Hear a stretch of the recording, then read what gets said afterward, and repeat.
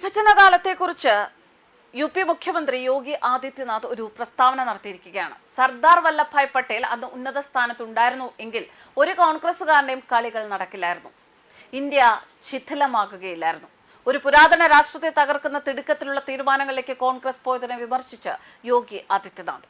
എന്നാൽ അന്ന് നരേന്ദ്രമോദി ആയിരുന്നു പ്രധാനമന്ത്രിയെങ്കിൽ 1947 ഭാരത വിഭജനം സംഭവിക്കുകയില്ലായിരുന്നുവെന്നും ഉത്തർപ്രദേശ് മുഖ്യമന്ത്രി യോഗി ആദിത്യനാഥ് പറയുന്നു.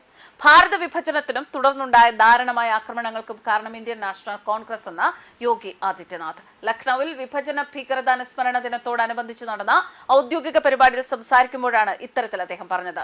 ശക്തമായ നേതൃത്വത്തിന് കീഴിൽ ഭാരതത്തിന്റെ ഭൗമ രാഷ്ട്രീയ യാഥാർത്ഥ്യം വ്യത്യസ്തമാകുമായിരുന്നു എന്ന് യോഗി ആദിത്യനാഥ് പറഞ്ഞു. സ്വാതന്ത്ര്യ സമയത്ത് നരേന്ദ്രമോദിയായിരുന്നു ഭാരതത്തിന്റെ പ്രധാനമന്ത്രിയെങ്കിൽ ആർക്കും ഭാരതത്തെ ചെറുതായി പോലും നശിപ്പിക്കാൻ സാധിക്കുമായിരുന്നില്ല. സർദാർ വല്ലഭായ് പട്ടേൽ അന്ന് കോൺഗ്രസിൽ ഉണ്ടായിരുന്നു, ഭരണ നേതൃത്വത്തിലുണ്ടായിരുന്നു. പക്ഷേ അദ്ദേഹത്തിന് ഒരു ഉന്നത സ്ഥാനം ലഭിച്ചിരുന്നില്ല. അന്ന് അദ്ദേഹത്തെ പോലൊരു നിർണായക നേതാവ് ഉന്നത സ്ഥാനത്തുണ്ടായിരുന്നു എങ്കിൽ ഒരു ആന്തരിക ശക്തിക്കും രാജ്യത്തെ ശിഥിലമാക്കാൻ കഴിയുമായിരുന്നില്ല. 1947 കോൺഗ്രസ് നേതൃത്വം അധികാരത്തോടുള്ള ആർത്തി കൊണ്ടാണ് പ്രവർത്തിച്ചത് എന്നും ആദിത്യനാഥ് ആരോപിച്ചു. ഭരണമേറ്റെടുക്കാനുള്ള അവരുടെ തിടുക്കം ഒരു പുരാതന രാഷ്ട്രത്തെ തകർക്കുന്ന തിടുക്കത്തിലുള്ള തീരുമാനങ്ങളിലേക്ക് നയിച്ചുവെന്ന് അദ്ദേഹം ആരോപിച്ചു.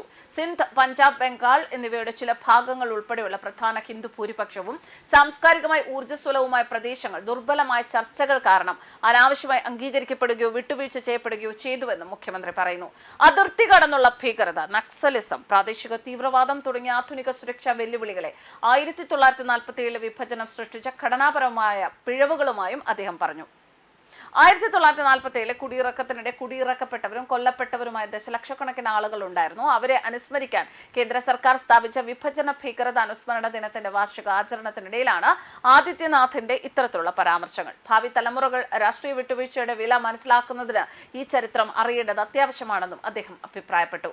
ചരിത്രപരമായ തീരുമാനങ്ങളും സമകാലിക രാഷ്ട്രീയ ചർച്ചകളും തമ്മിലുള്ള സമാനതകളും മുഖ്യമന്ത്രി ചൂണ്ടിക്കാണിച്ചു.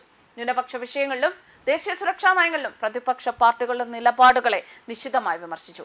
ഭരണകക്ഷിയായ ഭാരതീയ ജനതാ പാർട്ടി ചരിത്രം തിരുത്തി എഴുതുകയും സ്വാതന്ത്ര്യത്തിനു മുൻപുള്ള സങ്കീർണ സ്വാതന്ത്ര്യ സമരങ്ങളെ തെരഞ്ഞെടുപ്പ് നേട്ടങ്ങൾക്കായി രാഷ്ട്രീയവൽക്കരിക്കുകയും ചെയ്യുന്നുവെന്ന് ആരോപിച്ച കോൺഗ്രസ് ഉൾപ്പെടെയുള്ള പ്രതിപക്ഷ പാർട്ടികൾ ഇത്തരം വാചാടോപങ്ങളെ പതിവായി എതിർക്കുന്നുവെന്നും യോഗി അഭിപ്രായപ്പെട്ടു. News desk കർമ്മസ്.